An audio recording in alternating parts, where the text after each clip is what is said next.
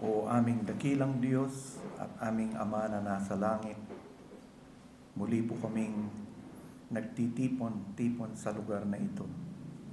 May pasasalamat sa aming puso na bagamat naging maulan ang umagang ito, ay napagkalooban mo pa rin kami ng pagkakataon na makadalo sa panambahan.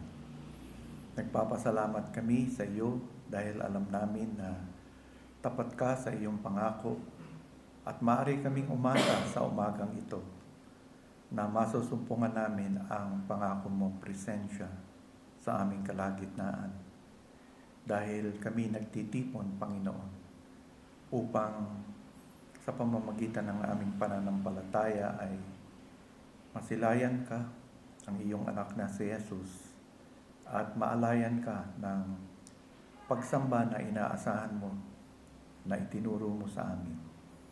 Kaya nga't kami, Panginoon, ay may kasiyahang dumudulog sa inyo sa aming panimulang pag-aaral ng iyong mga salita.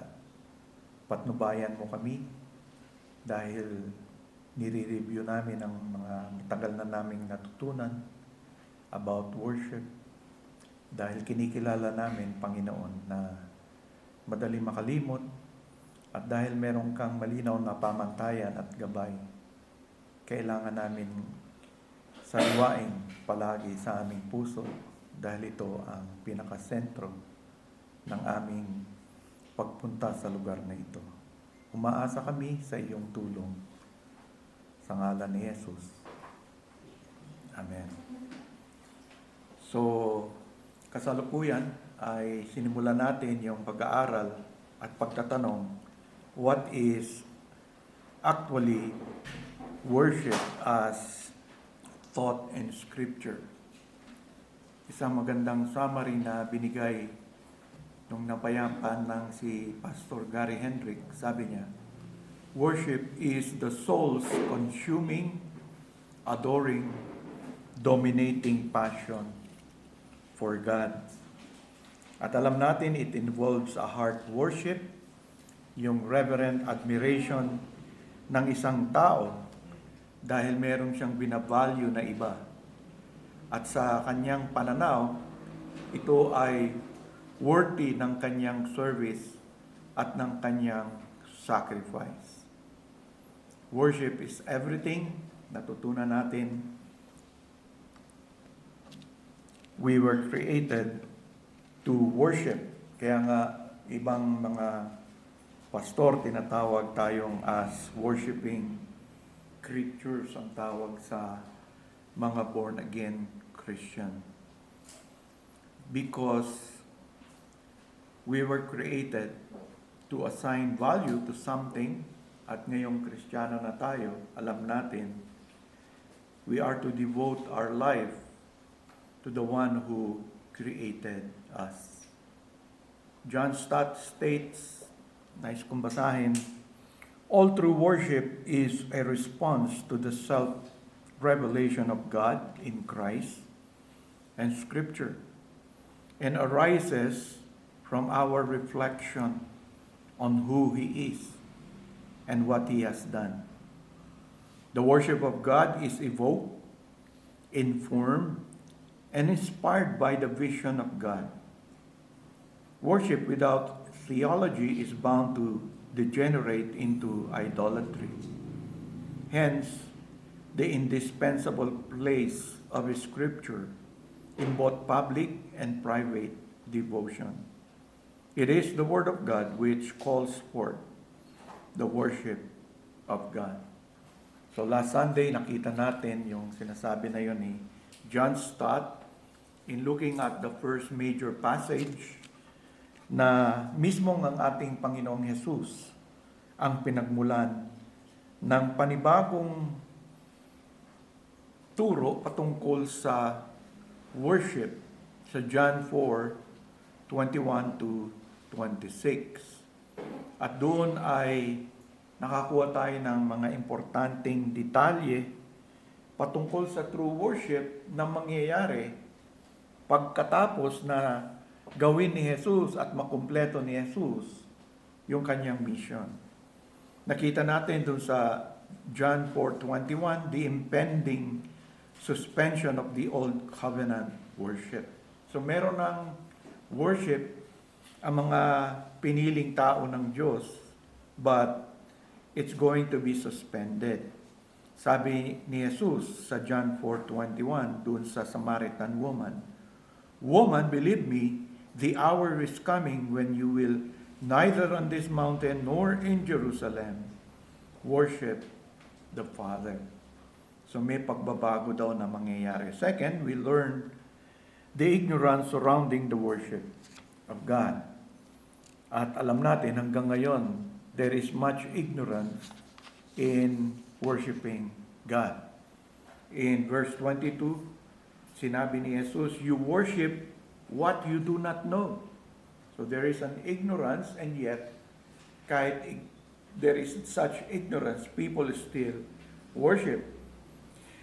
We know what we worship, for salvation is of the Jew. And thirdly, the coming establishment of the new covenant worship.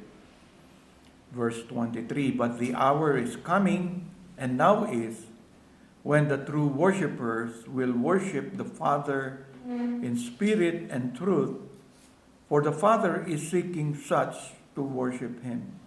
God is a spirit, and those who worship Him must worship in spirit and truth." So ito na yung pinaka bagong mangyayari sa New Covenant worship. It is a worship that will be done in spirit and truth. Ito yung distinguishing characteristic ng New Covenant worship. The emphasis now is upon the heart.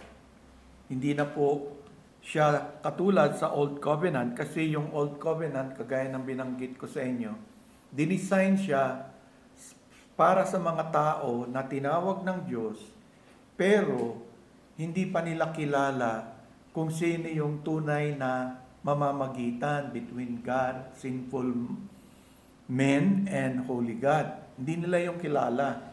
Pero tumatawag na ang Diyos ng mga tao. At dahil hindi nila ito kilala, yung puso nila, wala yang pag-ibig. Wala yang kasi nga, ang pagpili ng Diyos na tinatawag na covenant people niya is politically and externally cold. Sila yung ginawang bayan ng Diyos, pero hindi naman tinawag ay mga believers sa Diyos. Lahat, hindi sila mga believers. But they were called to worship and to maintain worship on the earth as the nation na hinirang ng Diyos. Kaya kailangan silang turuan ng Diyos, gabayan ng Diyos. At para mangyari ito, mapupunan nyo, yung naging worship nila, maraming pageantry, maraming rituals, iba't ibang rituals, may mga exciting sights, exciting smell, exciting sounds. But they have no heart for God. Diba yung New Covenant sa prophecy nila Ezekiel at nila Jeremiah, God is going to give a new heart doon sa magiging tao niya. Kasi without that, our worship, anong maanyaya ka doon sa worship na yun? Anong ma-attract sa'yo para sambahin ng Diyos? Kunyari, ganito lang tayo. Wala kayong new heart. Hindi kayo born again. What would attract you to go here Sunday after Sunday? And then, kagaya tayo, we believe it's the Lord's day. So we worship from the rising of the sun to the setting down of the same. Tapos wala kang heart for God. Tapos dull. Kaya nga sabi nung iba, ayaw namin yan sa Trinity. Dull ang worship. Hindi masaya. Punta kayo sa church namin. Yung sound system namin, first class. Tapos, parang nasa stage yung yung pulpit, di ba? May ilaw, tapos siguro pagka humirit pa yung pastor, talaga yung sound nagbabibrate pa. Tapos walang ilaw dyan. So, nire-replica yung bagay na sinabi ni Jesus, hindi na ganon. Sa Old Testament yun, kasi nga, para ma-attract sila. So, pero tayo, hindi. No? Kaya nga, pwedeng sabihin, it is going to be in spirit. A heart worship because we would be born again. And the Spirit of God will be given to us. Kaya nga sabi ni Jesus, no, wait for a while. Nung aalis na siya, the Spirit will be given to you. Kasi kung hindi, mahirap pa din para sa mga tao. But secondly, it is in truth. Anong ibig sabihin nun? Yung New Covenant worship is according to and dependent upon the Word of God. The Word of God is truth. Kaya dito, dapat ang testimony natin sa iba, anong naranasan mo doon sa Trinity Reformed Baptist Church? Nung pumunta ka doon at sumama ka sa worship. Well, pag nag-pray sila doon, I hear the truth, the Word of God. When they sing, I hear the truth, the Word of God. When they read the scriptures, they really are reading it and the truth is there. When the preacher preaches, he preaches truth. And even in, kung merong benediction, even the benediction is the truth.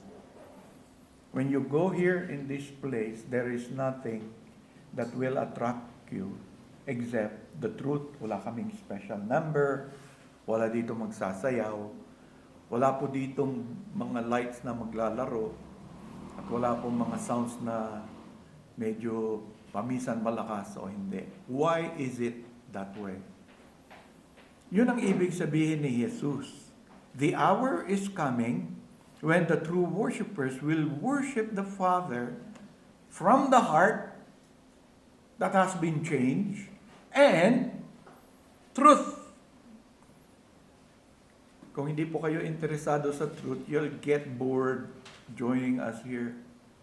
Because from beginning to end, it is at the heart of our worship. The truth. Sa pagpili ng mga kanta, hindi tayo pumipili ayon sa mood. Hindi po. Wala tayo ditong mga technician na imumove yung emotions nyo, no, sa pamamagitan ng sound, no, yung pinipiling music para i-move. Kung gusto na masaya tayo, bibilisan yung music, kaya mga tao talagang tapos ang saya-saya nila, biglang yung susunod na kanta malungkot, no? Solemn daw, solemn, no? So, but sino nagmo-move nun? Di mo masasabing spirit. It's obviously the leader, no, yung mga nag-iiba yung boses niya, di ba, yung mga leader pagka exciting, no, magkakatalon pa yan para tumalon-talon din kayo. Pag malungkot na siya, yung unang malungkot doon, kaya kayo naman gaganon-ganon din doon, no? Gaya-gaya tayo po, tumaya, no? So that's the reason why we don't import from the outside here inside iyon. Because remember this, the Father is seeking true worshipers. Diba? Sabi diyan, when the true worship will worship the Father. Kasi nga, yun yung hinahanap ng Panginoon. Hindi na katulad ng lumang tipan. Nag-iba na. Kasi nandiyan na si Kristo. We can look back.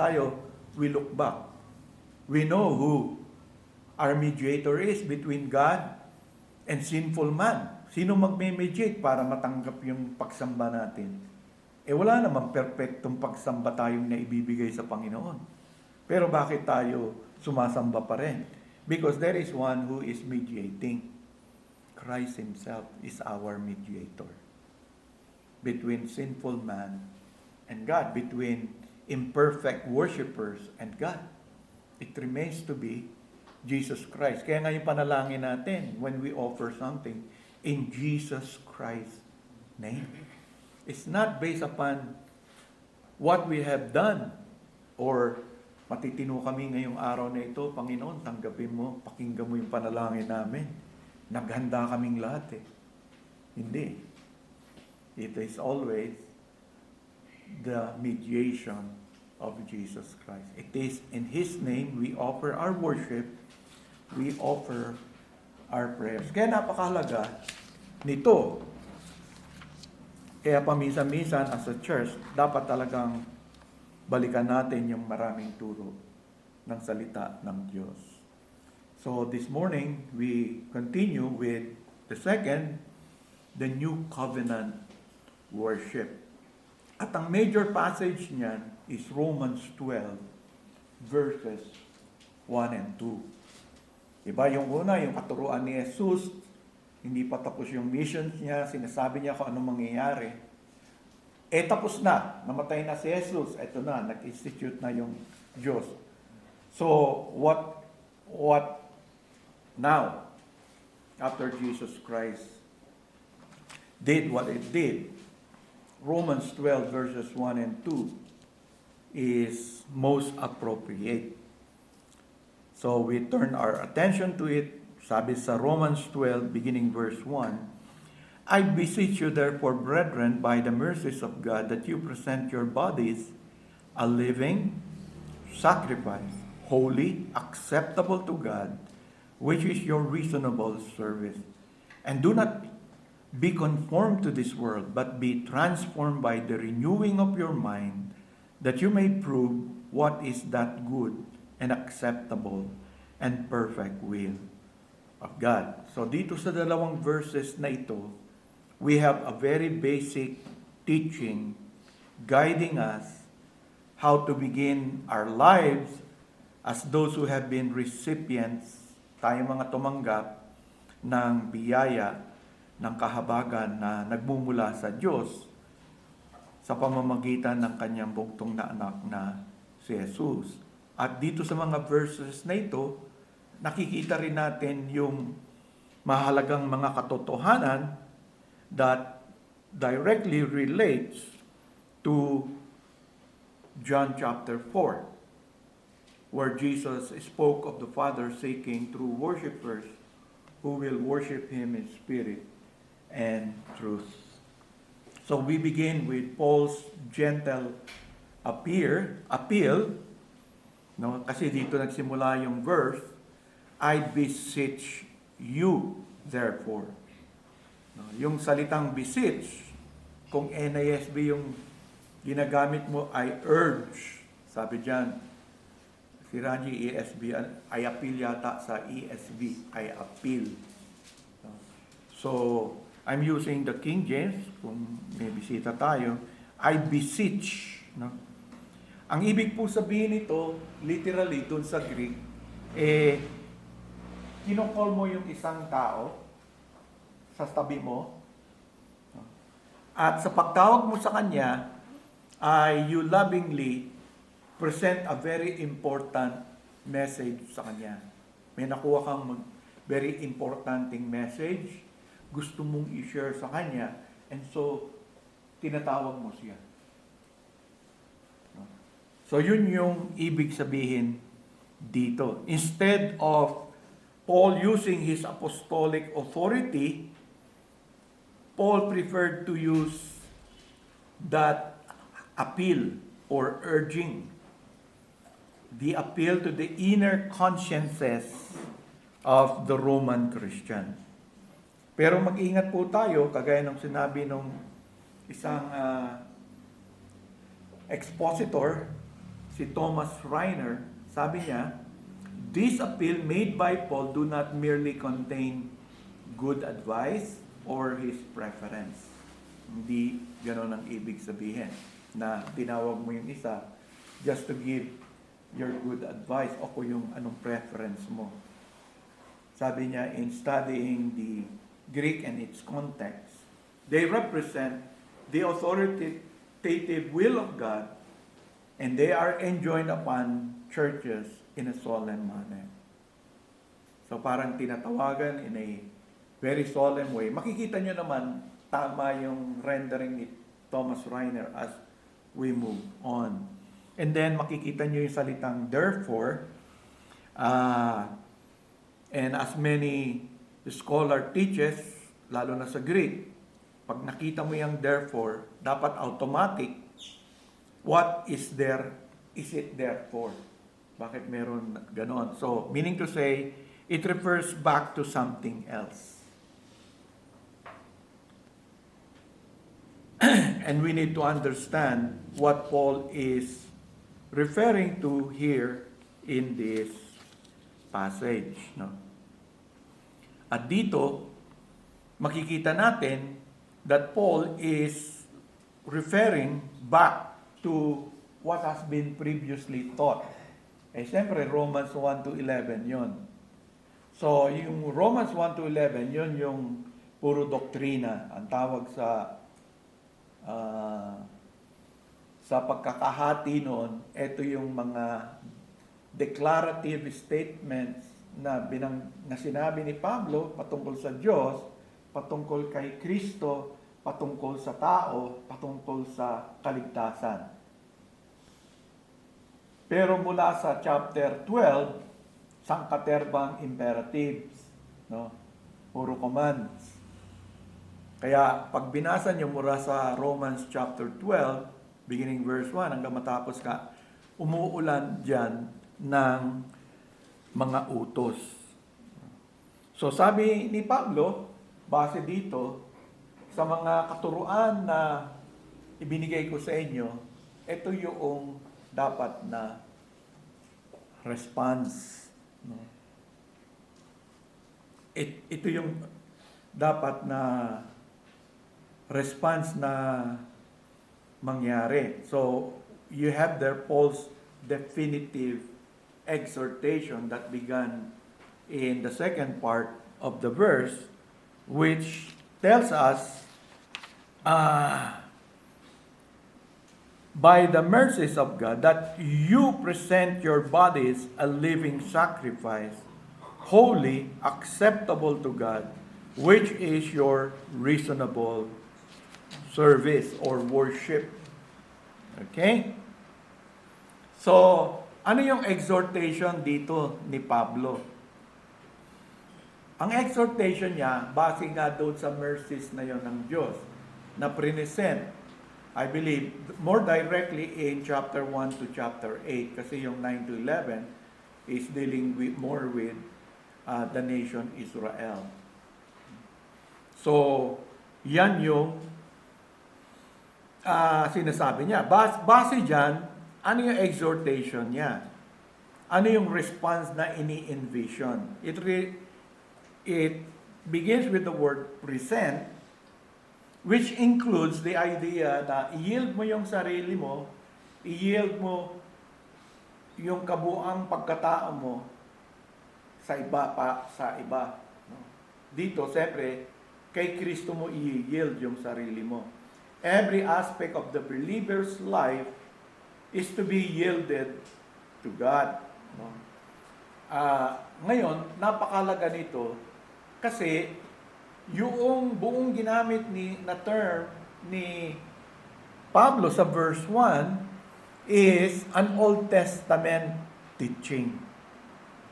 Malaking teaching po yun. Kaya nga, kung babasahin niyo yung pagkakasabi, no,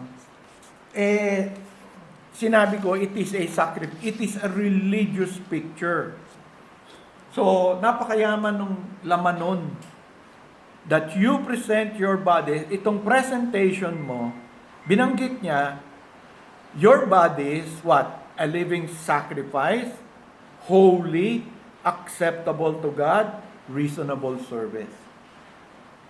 Those are religious sacrificial terms that Paul borrowed in the Old Testament. Kasi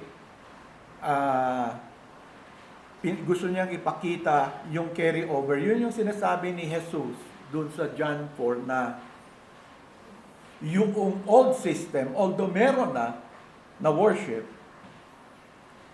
is going to pass away at merong bago through Christ. So, dahil sa mercies na yon ng Diyos, si Paul in-apply niya, ito yung pagbabago. that you, pwedeng singular o pwedeng tayong lahat as a church. But he is addressing the church.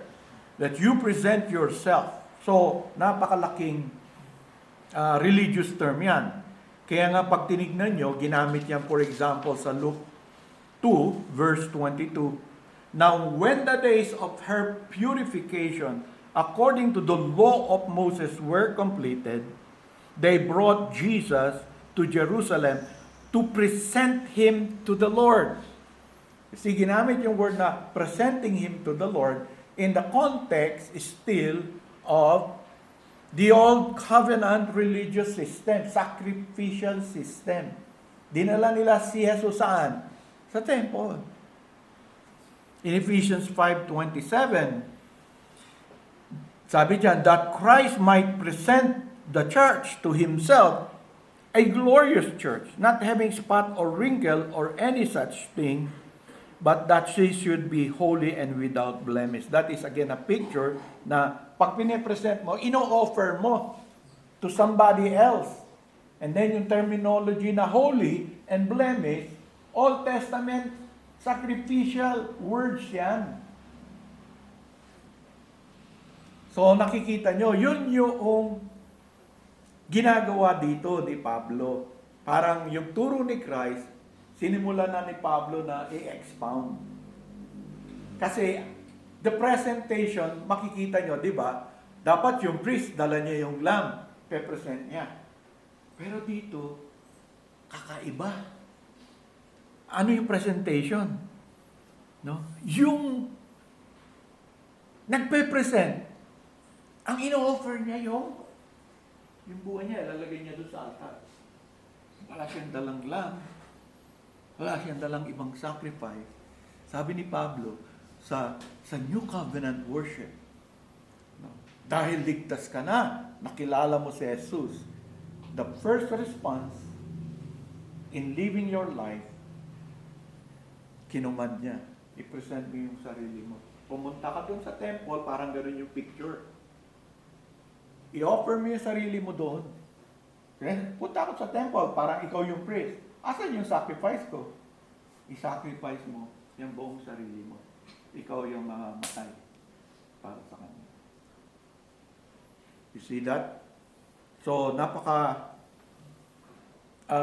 particular yung nangyayari ito.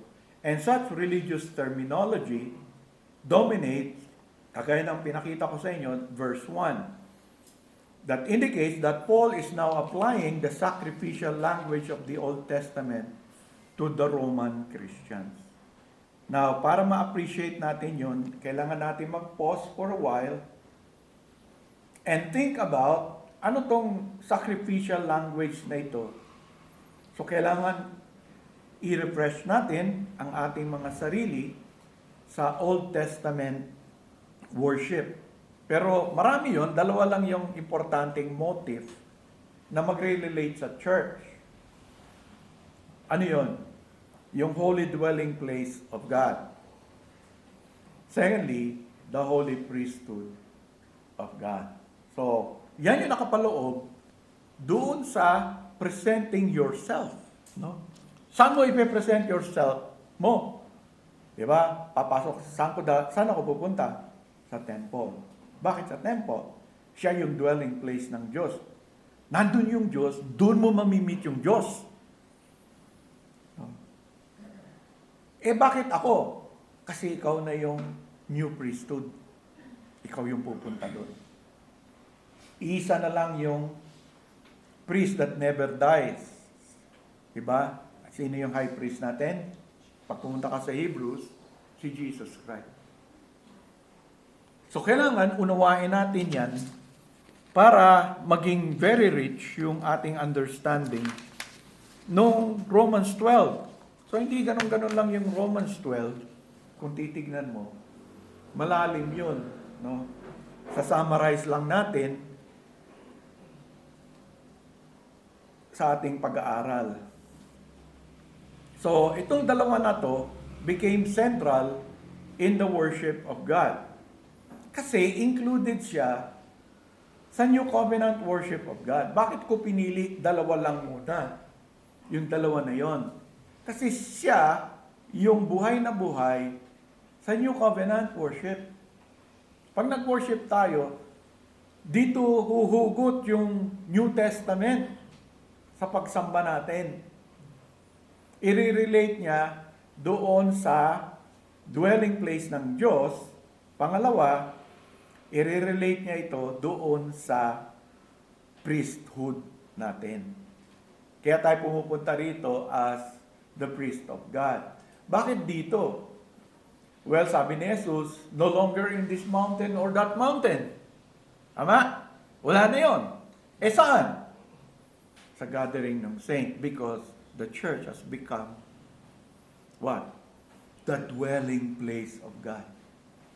You see, di ba? Anong sabi ng New Testament? Turo sa atin ng New Testament. Yung church, yung dwelling place ng Diyos. Yung priesthood.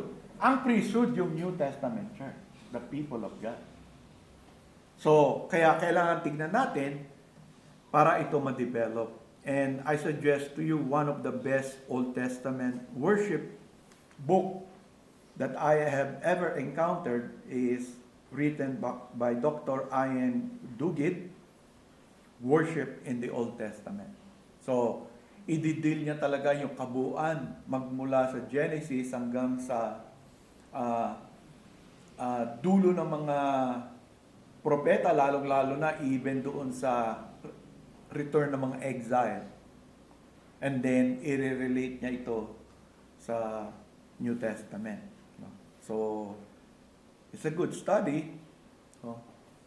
Through many years kong pastor, parati ko yung binabasa-basa. Whenever I would be talking about worship, ang ginagamit ko lang talaga to review my mind is si Dr. Ian Duguid. Kasi mahilig ako sa biblical theology more than systematic kasi. I'm not more a systematic theology. Ang systematic theology ko lang, 1689. Pero marami ako aklat sa biblical theology. Na-enjoy ko yun, lalo na sa lumang tipan. So, ganun ang approach niya, kaya attracted ako. As history unfold, ano nangyayari? Ano ibig sabihin nun? So,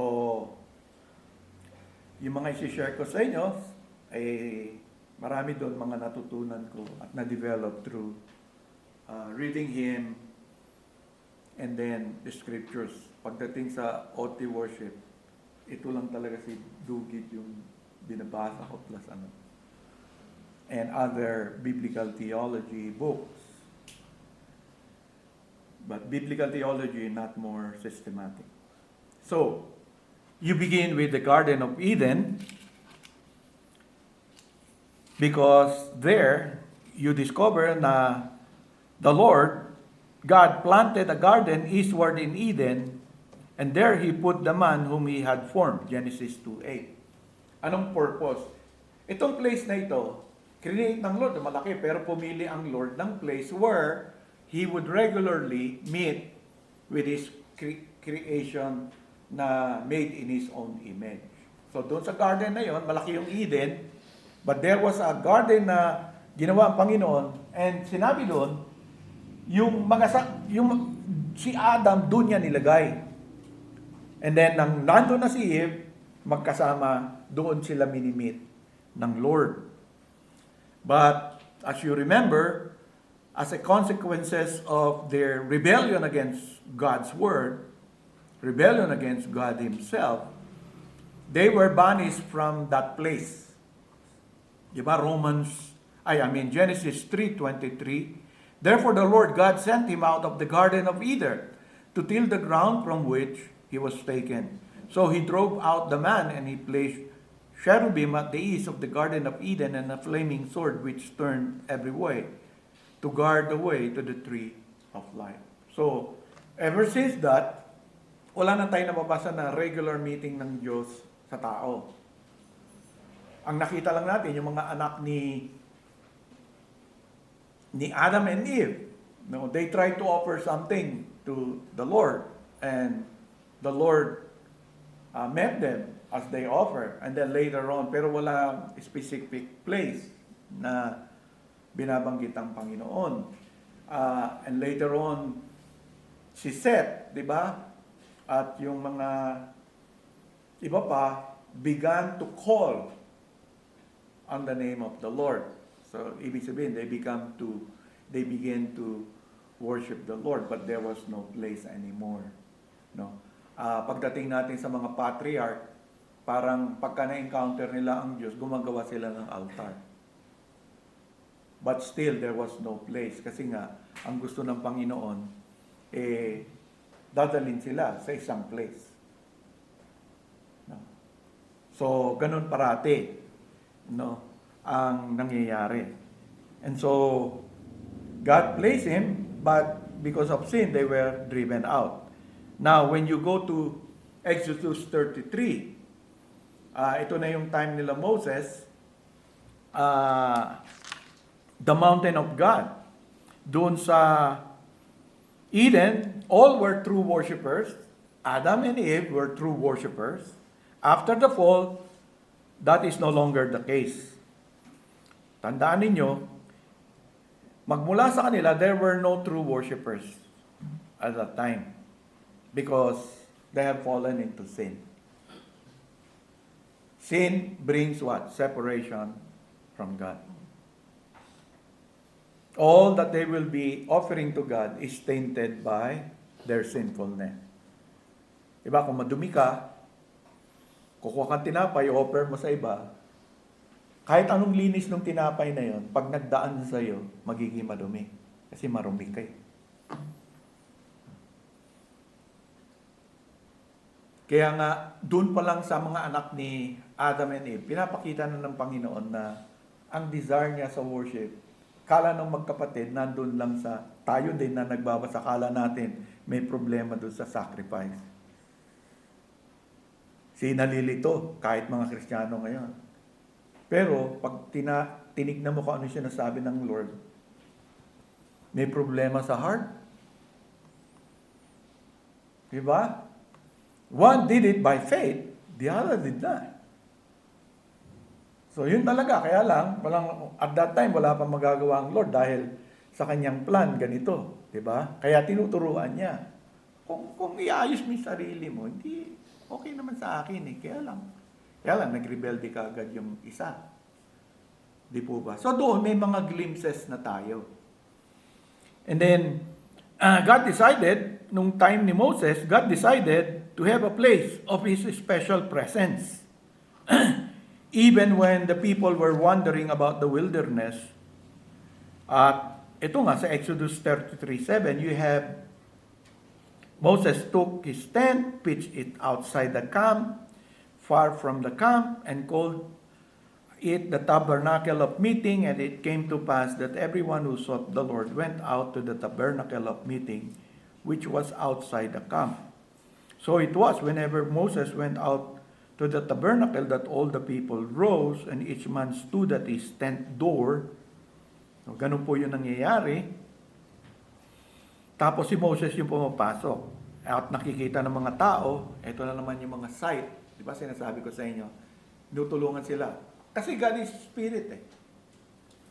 So, all the people saw the pillar of cloud standing at the tabernacle door. Pero hindi sila nakakapasok sa presence ng Lord. They are not allowed. Moses is the only one allowed. Each man nandun lang sa tent door nila. It is God who designs and orders the building. For example, pag nagbasa pa kayo of the ark and the tabernacle, it is God who ordains all that is connected to the place where He is to be worshipped. And the place that Israel is to go later on in the wilderness, yung sa Mount Sinai, naalala nyo, doon minimit ng Lord si Moses, doon lang galing yung dala-dala ni Moses na 2 tablet stone, yung 10 commandments, nandun. Kaya napakalaga nun. So, sa kanila. But, it merely became the mountain of God. Kasi bagamat dito nire-reveal ng Diyos ang karili niya kay Moses, kung naalala nyo, yung burning bush nandun din sa lugar na yon. Diba? Yet, Mount Sinai was not God's permanent place of residence. Hindi doon nagre-reside ang Panginoon. Kaya nga later on, para sa mga tao, it became the mountain of God. Diba? Naalala nyo sa Old Testament. It became the mountain of God bago siya naging finally a tabernacle. No? Because what became a prominent place where God dwells is the tabernacle. Kasi nga, kaya ang tawag natin doon is the wilderness tabernacle. Kasi nagmumove sila eh. So, the tabernacle goes with them, and the tabernacle was placed now at the center of the tribes of Israel. Kasi sa pagka nagagather ang tribe, ang nasa gitna, yung king nila. Later on, ganun na develop the king. Kaya nga, later on, where the tabernacle was, nung create na nila Solomon, nandun din sa lugar na yun, yung house ng king. Din yun na po na. Nung ginagawa din yung house noon. Kasi yung king, di naman siya makapasok sa basta-basta sa templo. Pero sa konsepto, yun po. No? The tent of meeting is the place of encounter. Magkaiba, di ba? Tent of meeting. Anong pagkakaiba ng tent of meeting and the tent of that later on became the tabernacle? Yung tent of meeting is just the place of encounter between God and His people. Yung tabernacle, naging dwelling place ng Diyos. So doon sila tumitingin. So pag pumunta si Moses, kasi nga angal sila ng angal eh. Natatakot sila. Baka mapatay sila ng Panginoon. Kaya sabi ni nandun na sila nakatayo sa labas ng tent nila. So kasi nakapalibot nga silang ganun. So si Moses yung pupunta doon sa gitna. Papasok siya doon.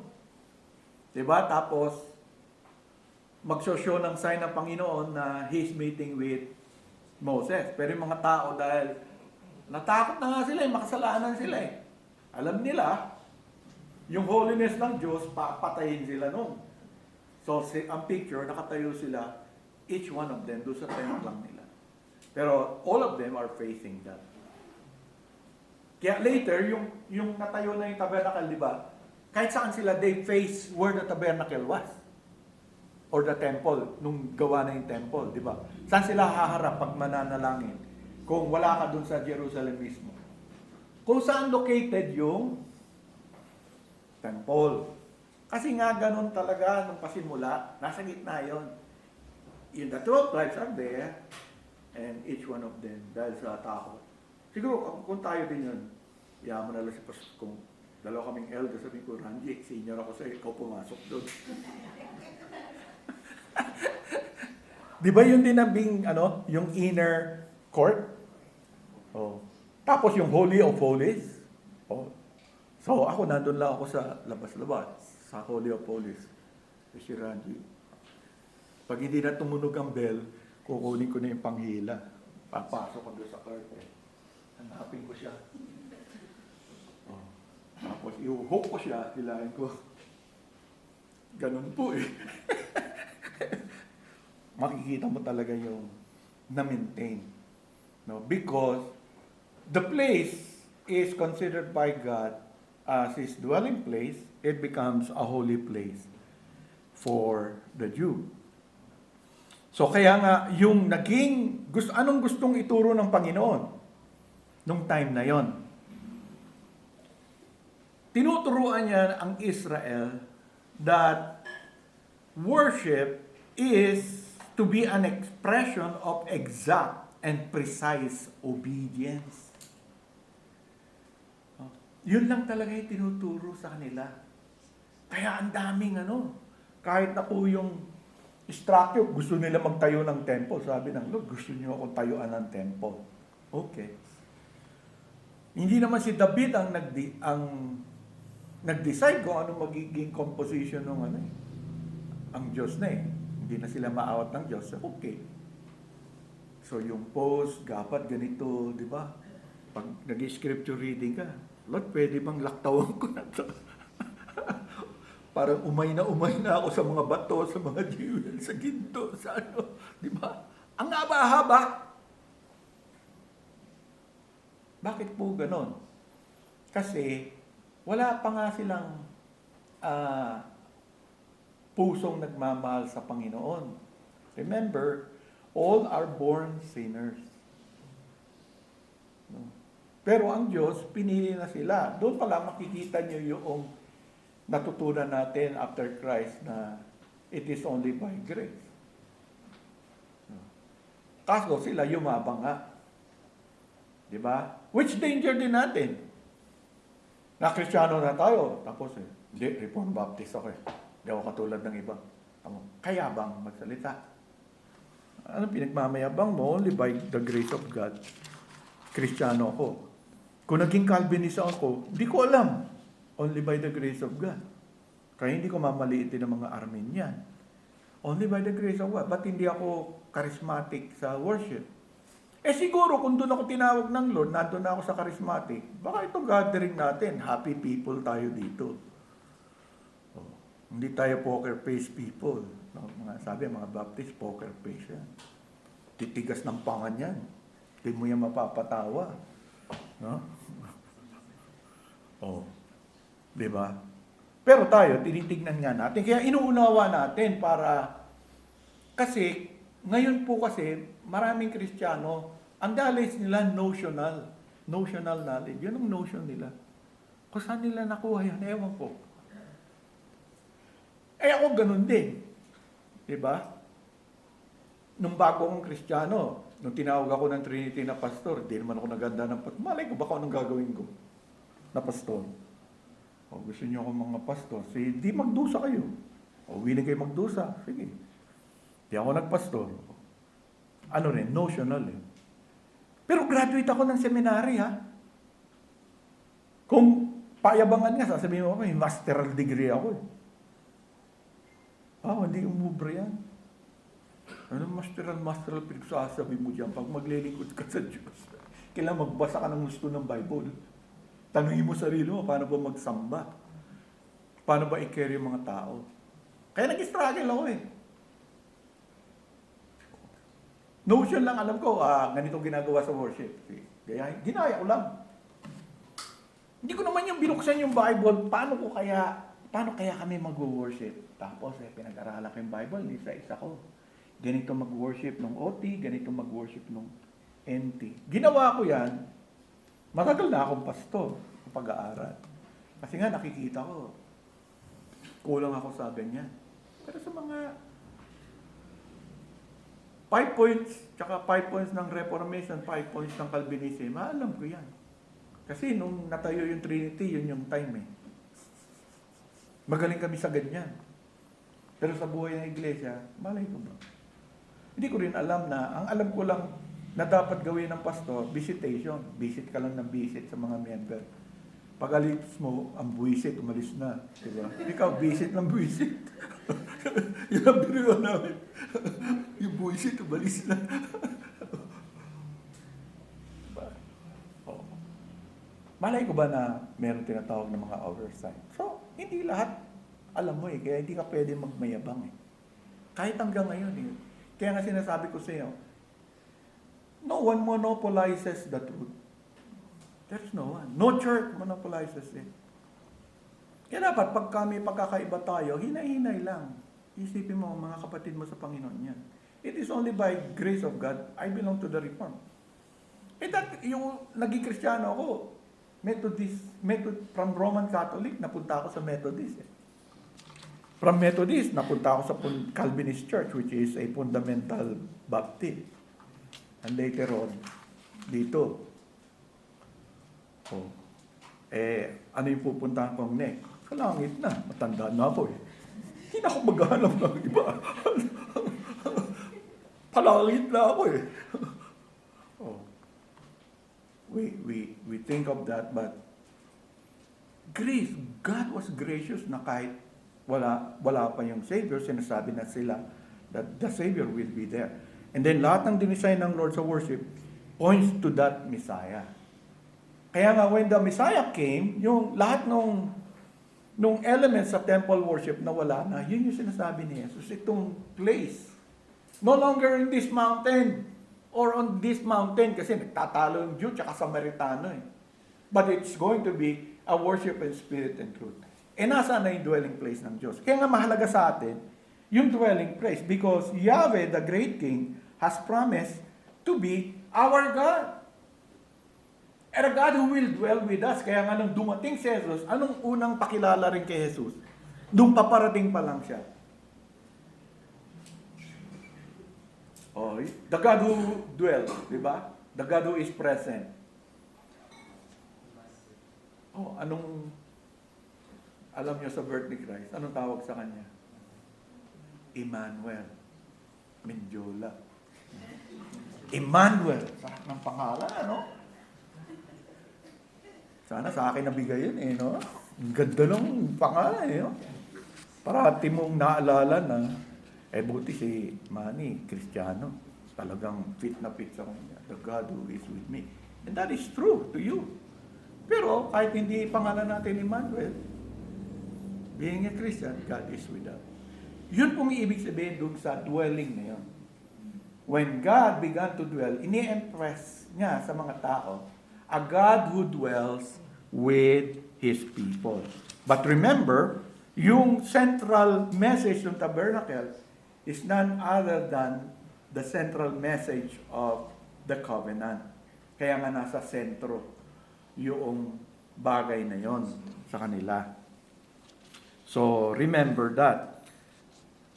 And before I move to the Psalm, gusto kong basahin yung Deuteronomy 12, na kung saan sinasabi doon, beginning verse 29, when the Lord your God cuts off from before you the nations which you go to dispossess, and you displace them and dwell in their land, take heed to yourself that you are not ensnared to follow them after they are destroyed from before you, and that you do not inquire after their gods, saying, how did this nation serve their God? I also will do likewise.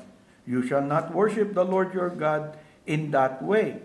For every abomination to the Lord which He hates, they have done to their gods. For they burn even sons and daughters in the fire of their gods. Whatever I command you, be careful to observe it. You shall not add to it, nor take away from it. So napunan nyo sa Romans 12. Diba?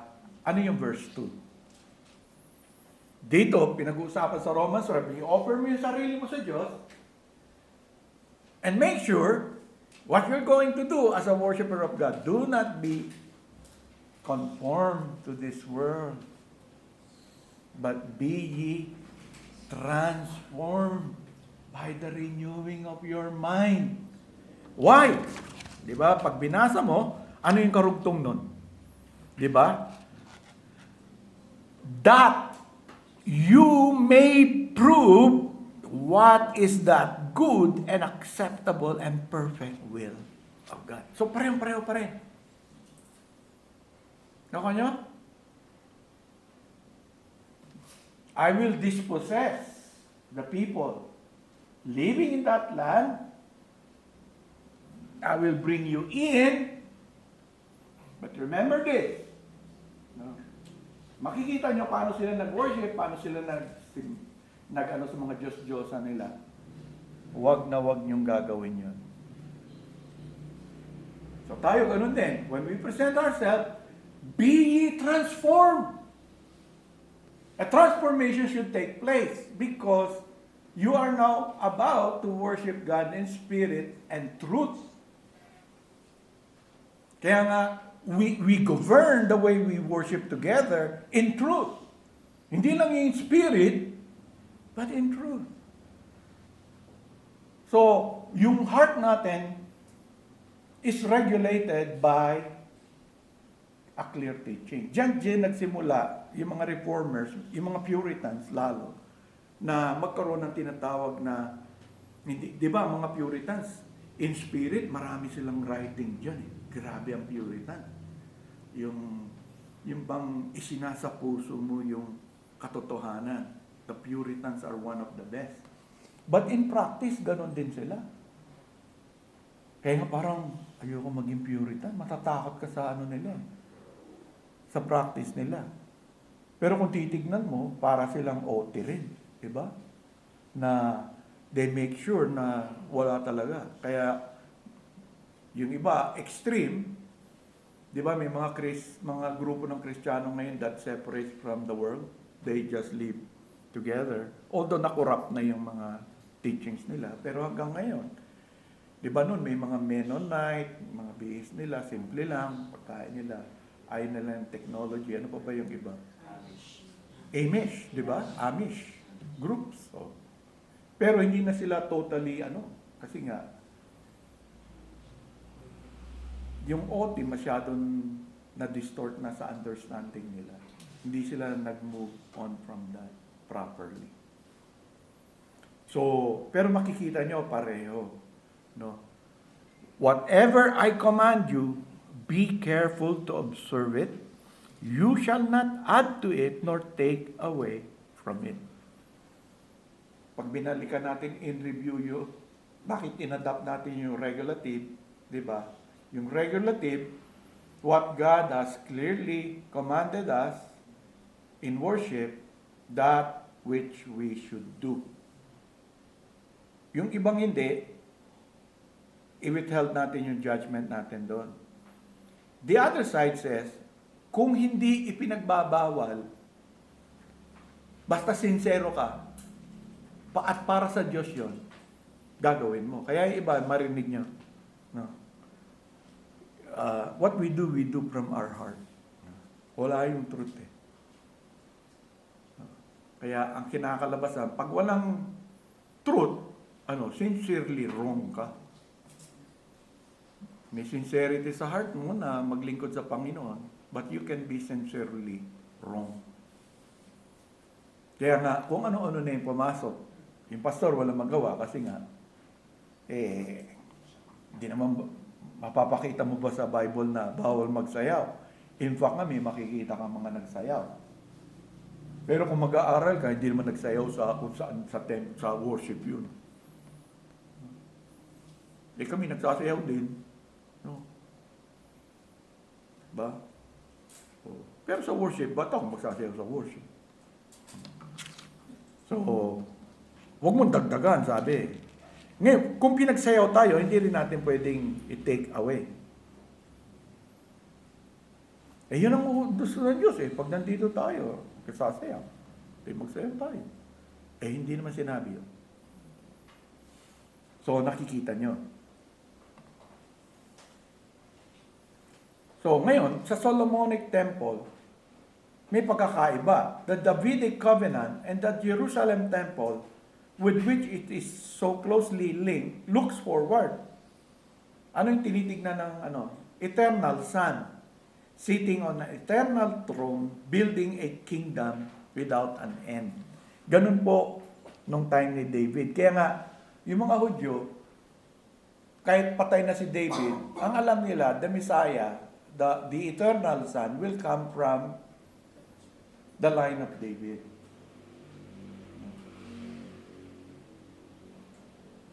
Pero, may change na nangyari. Diba? Natayo nga nila yung temple. In the midst of that unending kingdom is to be the visible symbol of God's enduring presence with His temple, the temple of Mount Zion. Pero ano nangyari? Alam na natin na itong templo na ito, na-destroy. Diba? Destroyed ang temple. And ever since the temple was destroyed, ano nangyari? Kahit na na-rebuild ito, there is no visible return of the glory of God that filled the next temple. Wala na po. Di ba naalala nyo nag-pray nung tinayo nila Solomon in dedication, doon unang lumabas na the place of God's dwelling is to be the house of prayer.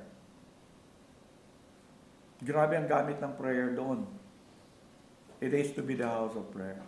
Doon pumasok yung hindi yung unti-unti na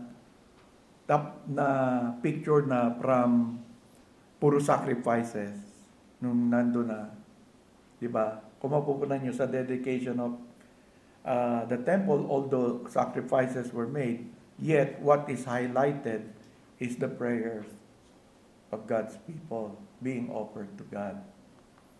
And later on, kaya nga sinasabi ni Jesus, di ba?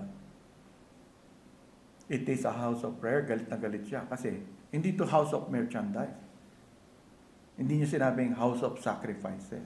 Sinabi ni Jesus, it is the house of prayer. Doon galing yun sa development. So, but, alam natin, the temple is a precursor merely of the new temple, which is the body of Christ. Kasi siya yung eternal Son.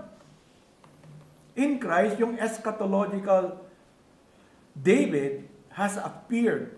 Diba? Siya yung eschatological David. Kasi, diba sa OT yan, OT, I'm more using the motive. Sa OT, kasi hindi nga nila promise Messiah, they call it the eschatological future. The future who will sit at the throne of David. Yan, eschatological. No? David has appeared. Pero si Jesus Christ is not simply the eschatological David. He is also the one whom we can come to the eschatological Mount Zion. In Christ, God's presence is once more mobile.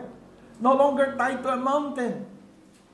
Di ba yung sinasabi ni Jesus? Kay Kristo, wala na yon, naging mobile na naman sila. Parang sa desert, naalala niyo sa desert? Sa wilderness, mobile. Yung presence ng Lord. Kung saan sila dalhin ng Lord, nandun sila. So, ganun na nangyari sa atin ngayon. Mobile siya. Kasi wala nang wala nang building, wala nang mountain, wala nang wala nang place. Bakit mobile? Kung nasaan yung mga believers as they gather together, sabi ng Lord, parati natin kino-quote, there am I in the midst of them. Meaning to say, the presence of God is now with this group. No? Sila yung tinatawag na hinahanap ng Diyos, ng ating Ama, who will worship in spirit and in truth. So in Christ, the glory of God has come to His temple. And furthermore, in Christ is the full rest, which is the prerequisite for the building of God's house. Alam niyo ba kung bakit inalaw ng Lord sila David, tsaka si Solomon, i-build na yung house niya? Kasi at that time, ang time na yon is a time of rest para sa Jew. Wala na yung digmaan talaga na lubos-lubusan. It was at that time. Hindi naman inalaw nung time ni David na nagplano siya, may mga kaaway pa siya. May mga pakikipagtunggali pa siya, pero kay King Saul, sa kanyang mga anak. But later on, kung si Solomon na, even foreign countries send delegates, officials, to recognize Israel.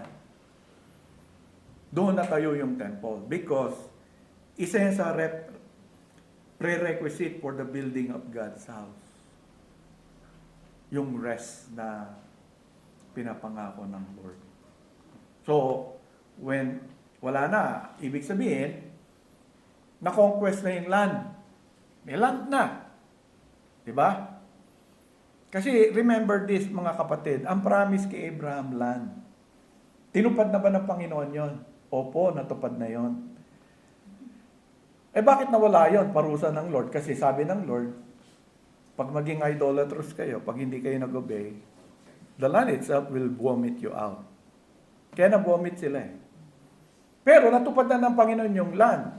Ngayon, inisip pa nila yung land. Natupad na yan. Dapat, di ba binanggit ko sa inyo, pati yung southern tribe, dapat tinapon na rin ng Lord yan Pero dahil hindi niya pa nga natutupad si Kristo, ang promise niya nga, Davidic line eh. Ngayon, tanungin ko kayo, nasa na yung Davidic line? Wala na yun. Tapos na rin yun.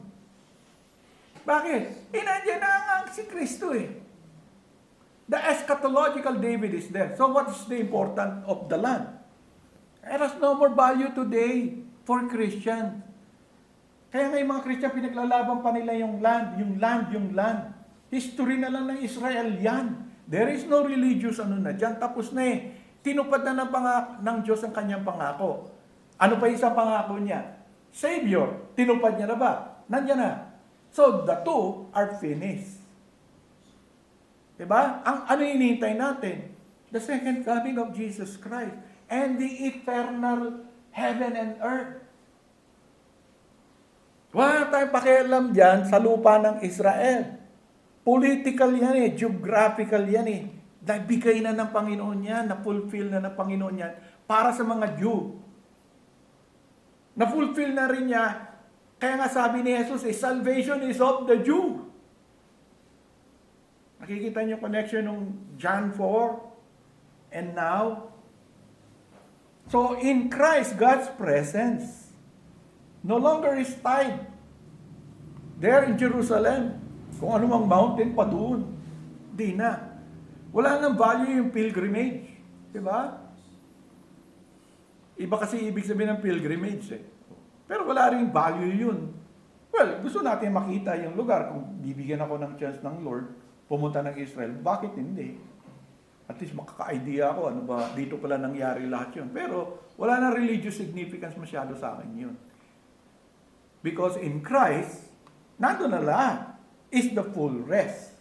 Diba? Kaya nga, hindi pa kompleto yung rest natin eh.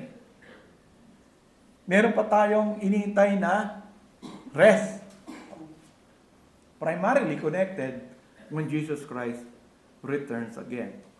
And so, ano nangyari? Because of what Christ did, itong place na ito, nagbago. We are now a people made to be God's living temple, to be a holy dwelling place for Him.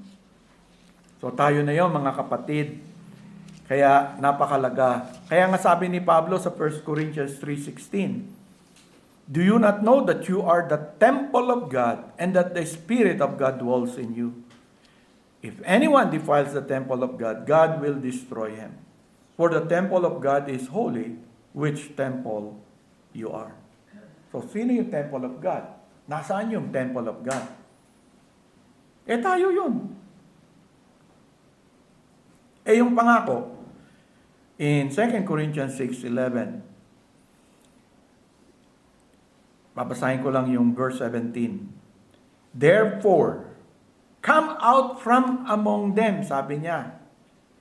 We have to come out from this and be separate, says the Lord. Do not touch what is unclean, and I will receive you. I will be a father to you, and you shall be my sons and daughters, says the Lord Almighty. So, ang tanong ko sa inyo, who are the people of God? Israel? No. They're not even believing in God. Most Israel doesn't believe in God. They are openly claiming to be an agnostic nation. Wala silang pakialam sa Diyos. O ito, anong gagawin mo? Sabi ni Pablo, you shall be my sons and daughters, says the Lord Almighty. Mga Jew ba yun? There is neither Jew nor Greek. These are those who are in Christ. At doon nagdedwell ang Panginoon sa Kanya. And it is as we are united with Christ that we become part of the temple of the living God. Paano tayo nagiging part? Through adoption. Diba? Our union with Him. At sinabi dito sa Ephesians 2, in whom the building, being joined together, grows into what? A holy temple in the Lord, in whom you also are being built together for a dwelling place of God in the Spirit. So, ano yung dwelling place ng God? Is it Jerusalem? Na itatayo na ba yung temple? Wala akong interest sa temple. Kahit itayo ng mga Hudyo yun, it has nothing to do with the teachings of the New Testament. Tapos na yun in Christ. Kaya nga, hindi nila kinikilala si Christ eh. Kasi pag kinilala nila si Kristo, wala na silang need noon. Nakukuha niyo ako? The moment they recognize Jesus Christ, what is the need of the temple? What is the need of the ritual? Kaya nga nalulungkot ako sa ibang Kristiyano na nagagalit pa sa Facebook sa mga Kristiyanong hindi sumusuporta doon sa pagtayo ng temple sa Israel. O ma-maintain ng Israel yung land nila. Kung magsusuporta ko sa kanila doon, political lang yon. Meaning to say, kung kanila yung lupa, di kanila. Pero pag-aawayan nga nila yun eh. Kasi pinalayas lang yung mga Palestino ron eh. Sa kanila din yun eh. Kaya nga, walang katapusang gulo yan. Sabi ng Israel sa amin yan, paano yung sinabi sa amin yan? Binigay ng Diyos sa amin yan eh. Kunyari, ayun, may property, punta ako, sabihin ko sa inyo, kapatid, malis ka na dyan sa bahay mo. Sabi ng Lord, akin yan. Papayag kayo? Yung mga anak ko, papayag? Hindi, kaya nga hindi naman matatapos yan eh. Kaya nga ang mga Jew, gusto nila, lahat ng neighbor nila na malakas, i-subdue nila. Kung maaari nga, gusto nila, di ba sabi nung minister nila, i-annihilate eh. Para wala nang gulo. Biro mo yun? Kasi openly sinabi niyo yun. He wants all Gazans to be annihilated. Tapos sila na yun doon sa Gaza. At ganoon nga ginagawa na they will destroy everything para in the next 100 to 200 years, wala silang problema. Kasi nga tingin nila sila yung ano eh. Sinusuporta naman sila ng iba na mali yung pananaw. Ngayon, mas bold na sila, no? Pumapayag sila na talaga may share talaga ang mga Palestino doon. Ngayon, ayaw na nila. Totally. Kaya yung United Nations nagagalit sa kanila. Kinakamkam nila yung lupa na hindi kanila. Sabi nila, ito lang, sabi sa Bible. Ngayon, gusto na rin nilang kamkamin kasi dumadami sila eh. Saan nila ilalagay? So, yung occupied land, tinayuan nila ng settlement. Kaya yung mga European galit sa kanila. Tinulungan namin kayo, ngayon, abusado na kayo. Tapos nagagalit tayo doon sa mga European. Hindi, tama yung European doon eh. Kung babasahin mo yung history nung kahit sa UN eh. Ito lang talaga sinuportahan sila. Pero more than that, hindi. Tapos susuporta yung mga Kristiyano from a religious perspective. I don't think they're seriously reading verses as clear as they. Diba? Sino yung house ng God? Sa 1 Timothy. Diba? Conduct yourself in the house of God. The church of the living God. The pillar and ground of truth. So, dapat ganun po yung isip natin. So, si Paul, binalikan niya yun. Nakukuha niyo? Binalikan niya yun. So, ano yung activity natin? Well, ito matagal ko na natutunan kay Al Martin, but I still cherish it. Kung isipin mo yung church to be the dwelling place of God, una, we must gather with the expectancy of faith that Christ will be present in this gathering, in this temple. Kasi tayo na nga yung temple eh. Dapat pagpunta nyo rito, may expectant heart kayo dun sa special presence ng Diyos. Pangalawa, we must gather with sobriety of godly fear and reverence because it is the living God who dwells with us in this temple. Yan ay makikita nyo sa aklat ng Hebreo na sana hindi makalimutan ng mga Kristiyano. Just reading Hebrews 12 beginning verse 27. Now this, yet once more, indicates the removal of those things that are being shaken as of things that are made, that the things which cannot be shaken may remain. Therefore, since we are receiving a kingdom which cannot be shaken, tayo mga mananampalataya, let us have grace by which we may serve God acceptably. Ano yung acceptable na paglilingkod sa Panginoon o worship with reverence and godly fear. For our God is a consuming fire. That is a New Testament teaching, rooted in the Old Testament. Sabi niya, huwag niyong kalimutan. Kaya nga, hindi po kami nag-iigpit pag nire-remind namin kayo na mag-worship na, tumahimik na tayo, kahit ano. Kasi nga, we're entering into the very presence of the living God. Kasi tahanan, we have become the house of God in which He dwells. And lastly, we must gather with the urgency of loving desire that will manifest Himself to the unsaved who are present in the gathered church. Kaya nga sinasabi ko sa inyo, ako masaya na ako kung maging impression ng mga bisita natin. They are a church that is so boring. No? Why are we boring? Puro Bible lang pinag-uusapan doon. Mag-pray sila, kumanta sila. Puro ano lang. I'm happy kung yun ang maging testimony natin sa outsiders. Why? Because that is what the church is. Sabi ni Jesus, wala na yung pageantry, no? Wala na yung mga kung ano-anong ritual dyan. Sabi niya, ang hinahanap na ngayon ng Diyos, Ama, ay mga taong sasamba sa Kanya sa Espiritu at sa katotohanan. Ano yung pagsamba sa katotohanan? Ito nga, that our worship is centered on God and His Word. But in spirit, with a heart for God. Pwede mong gawin yan? Oo, kung Kristiyano ka. Pero kung hindi ka Kristiyano, mabobore ka sa amin. In a sense. That's why you need the new heart that God is offering to anyone through His Son, the Lord Jesus. Di naman kayo tinataboy ng Diyos. In fact, inaanyayahan nga kayo ng Diyos eh. But sabi niya, it is through my Son. Kasi siya ay nagmi-mediate between God and sinful man. And unless we come to Christ, that new heart na prinamis niya, which will be the very feature of the new covenant, a new heart will I give to you.